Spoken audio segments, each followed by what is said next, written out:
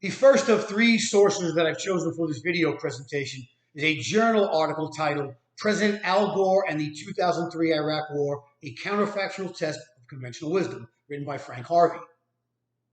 In this article, Harvey debunks what he calls the universally accepted explanation for the Iraq War, which was that the United States' decision to invade Iraq was a product of misguided policies, intentional deceptions, and grand strategies from President Bush and prominent neoconservatives on his national security team.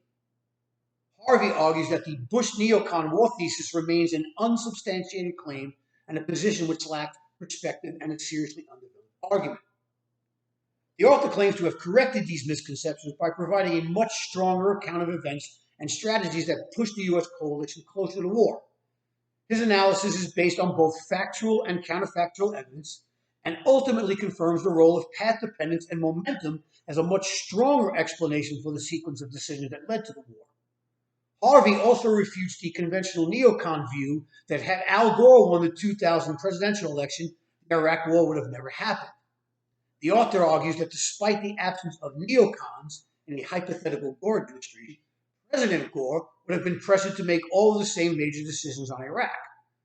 He bases this partially on the fact that Vice President Gore, his advisors, and every other senior Democrat had all arrived at the same conclusion about Iraq's WMDs long before the neocons took power.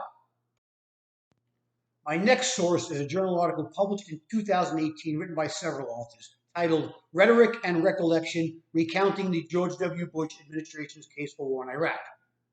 According to the authors, President Bush's efforts to persuade the public about Iraq have been judged harshly given the costly and destructive quagmire that ensued.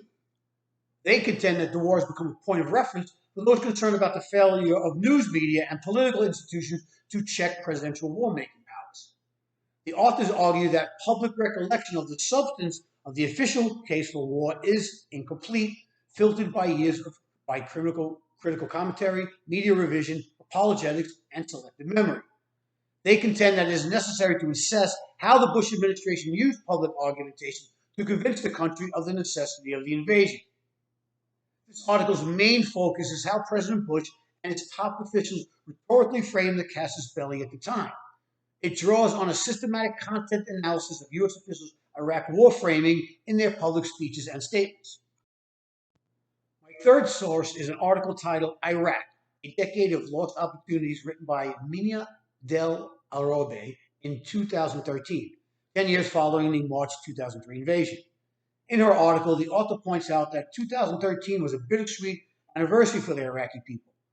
Although it marked the end of Saddam Hussein's rule, it also signified the beginning of a period of violence and instability. The author argues that the removal of Saddam Hussein and his regime was in itself an historical opportunity to recreate a country that had suffered decades of war and sanctions. He notes that Iraq is a country with considerable wealth, an educated population, and with their strategic location could have been a leader in the Middle East. Instead, the decade that followed the start of the war was one of blood and chaos. 10 years after the war, the author claims that Iraq could soon become a failed state unless there are structural changes to the way the country is ruled, including a stronger, more just, and more equitable central government. She notes that this will require the support of key allies, most importantly the United States. In 2013, she stated that Iraq stands today as a country close to collapse. The author's prediction came true as a year later ISIS took control of Mosul and would later control large areas of the country.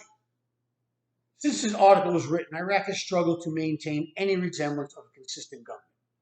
Following months of political rivalries, fiscal pressures, and limited institutional capacity, Iraq was able to form a new government in 2020. One of their most pressing concerns is tackling corruption, which is instrumental to long-term stability in Iraq.